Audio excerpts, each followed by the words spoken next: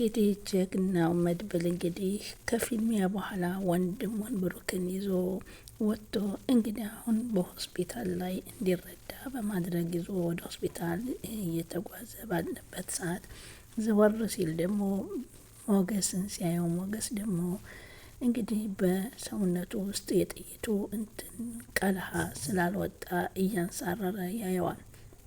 እሱንም ሆነ ሁለታቸውንም በመያዝ ወደ ሆስፒታል ያመራሉ።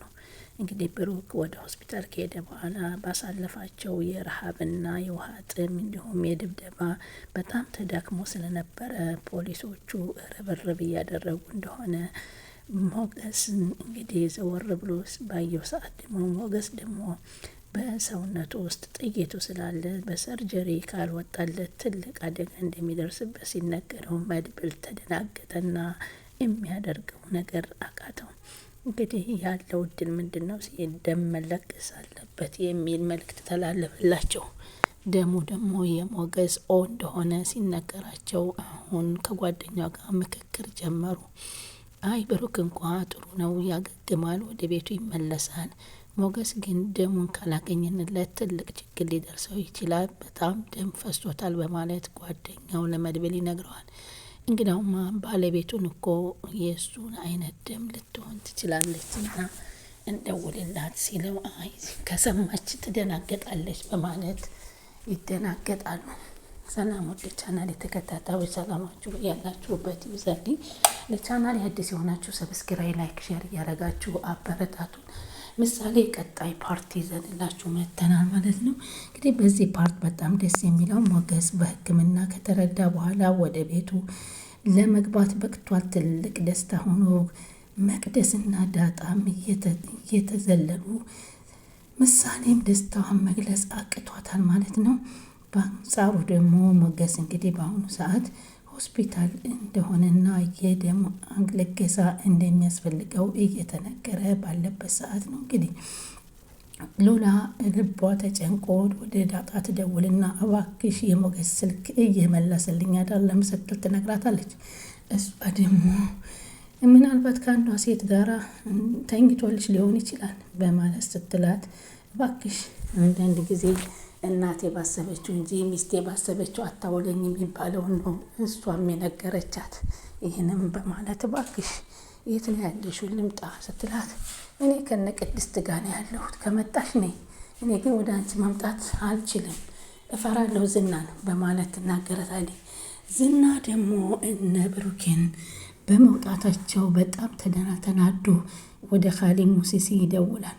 እንደ ዛሬ ሽንፈት ተኮናንቤ አላቅም፣ እናስወግደው ስልህ እስከ ዛሬ እምቢ ብለህ ነበር። ይኸውልህ አሁን ብሩክ ወጥቶ ሄዷል። እንዴ አለ። ጠባቂዎቹ ምን እየሰሩ ነው በማለት ካሌብ ሙሲሲ ይናገራል። ጠባቂዎቹንማ ሁለቱንም በማስፈንጠር አስፓልት ላይ ዘግርረዋቸዋል። ሁለቱ ደግሞ ሌሎቹ ወደ እንደገቡ አላወኩም። ለማንኛውም ወጥተዋል በማለት ሲነግረው ካሌብ ሙሲሲ በጣም ይበሳጫል። እንግዲህ እንደ አማራጭ አለና ወደ ማህሌት ነበረ የደወለው። ማህሌት ግን ለራሷ በአሁኑ ሰዓት ቆዝማ ነገሮች ተዛብተውባታል። ኤፍራታና ማህሌት ደግሞ ቁጭ ብለው ኤፍራታ ማህሌትን ብሩክ እኮ በነ መድብል በነ ዝና እጅ ገብቷል ብላ ትነግራታለች። እንዴት አወቅሽ? ዝና ነገረኝ፣ ዝና ይዟቸዋል ብሩክን ስትል ግን አሁንም በብሩክ አታዝኒለትም አለቻት። አይ አለች ግን እኮ አሁን ብሩክ እንኳን በህይወት ኖረ፣ ምክንያቱም ይቅርታ አድርጎልሽ አብረሽ ልትቀጥ ትችያለሽ ስትላት በፍጹም አያደርገውም ከኔ ጋራ በማለት ተስፋዋን ትቆርጣለች። ከዛም እንግዲህ የሞገስ ደም ማስፈለግ ስላለበት ደም ያለው ሲፈልግ እንግዲህ ወደ ዳጣ ነበር የደወለው። ዳጣ እንግዲህ እንዴት ናችሁ፣ ፋይቱ እንዴት አደረጋችሁ ስትጠይቀው ጥሩ ነው፣ መልካም ዜና አለን፣ ሆኖም ግን አንድ ነገር ፈልጋለሁ ከአንቺ ሲል ይጠይቃታል። ምንድን ነው መድብል የምትፈልገው ስትለው የደምሽ ታይፕ ምንድን ነው ሲላት፣ እንዴ ደግሞ ደም ምንድን ነው? ቀይ ነው ያንተ ደም ምንድን ነው? እስኪ በመላጭ ቆርጬ ደሙን እስከማየው ድረስ ደግሞ የምን አይነት ስንት አይነት ደም አለ በማለት ስትል ባክሽ እንደሱ አይደለም የኔ ደም ዲ ነው ትለዋለች። በደም የደም ዲ የሚባል ነገር የለም።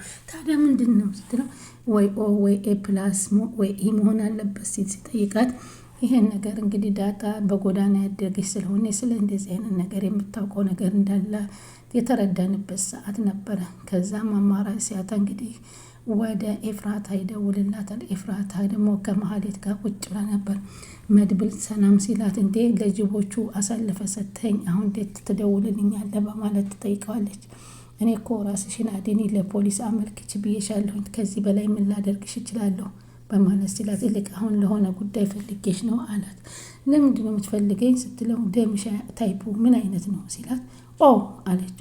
በቃ እባክሽ ሞገስ በጥይት ተመቶ ደም ብዙ ስለፈሰሰው ልናድነው ይገባልና ደምሽን ለግሽ ሲል ሲጠይቃት፣ ከዛ ወይዘሮ መሀሌት ካጠገቧ ሆና እሺ አስቤ እደውላለሁ በማለት ስልኩን ኤፍራታ ትደውላለች። ወይዘሮ መሀሌት ደግሞ ለሱ ደም የለገሽ እንደሆነ ለዝና አሳልፌ ነው የምሰጥሽ ስትላት፣ ምን አደረገች ሞገስ ስትል ትጠይቃታለች።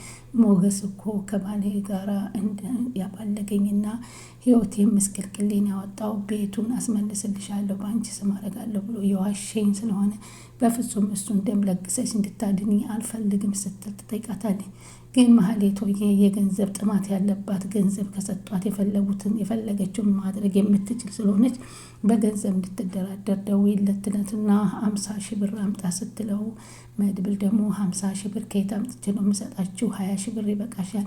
ለመሆኑ ካጠገብሽ ሆና የምትደራደረውና የምትናገረው ማህሌት ነች ሲል ነበር የጠየቃት።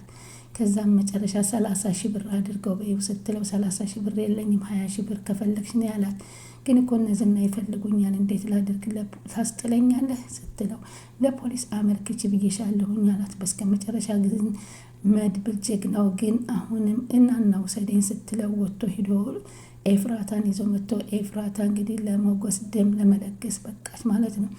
ግን ከዛም በኋላ እንግዲህ ወደ ቤት እንደሚሄዱ ተነጋገሩና ብሩኬ እንግዲህ ይመጣ ነው ብሎ በቅድስት ስልክ ሲደውልላት፣ ከዛ በፊት ምሳሌ ስለ አባቷ እየጠየቀች ነበር።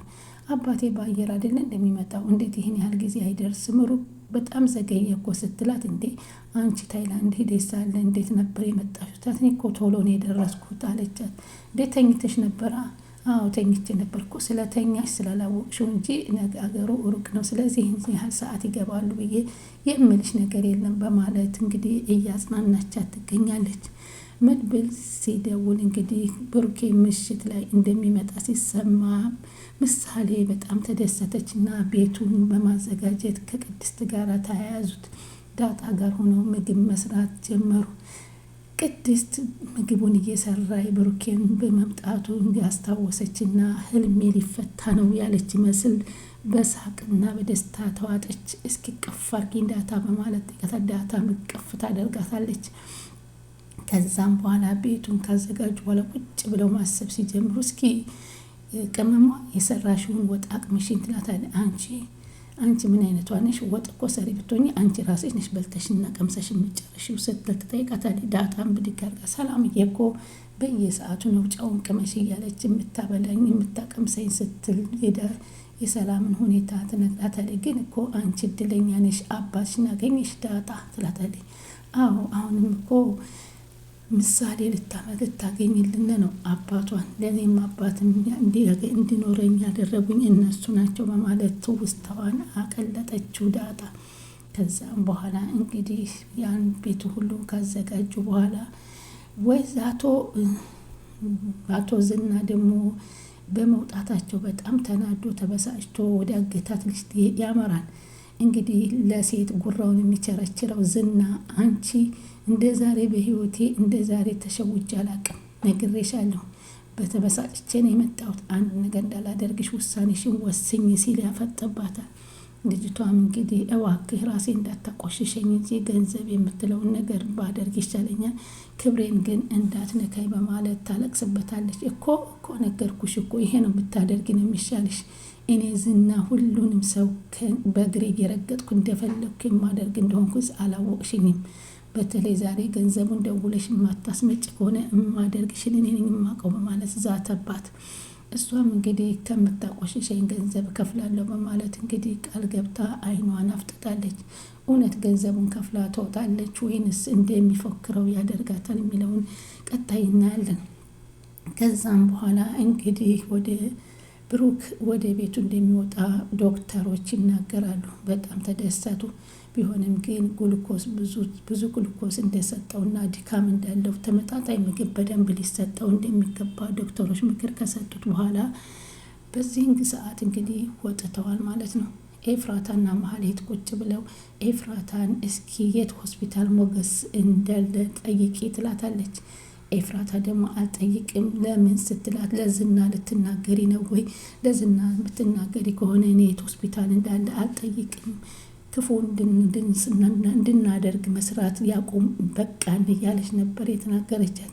አይ አልነግረውም፣ በቃ አዎ ልነግረው ነበር ግን እንደዛ ካልሽኝ አልነግረውም አለቻት። እንግዲህ ኤፍራታ ሄዳ ሞገስ የተኛበትን ሆስፒታል ደም በለገሰች ሰዓት አይተዋለች።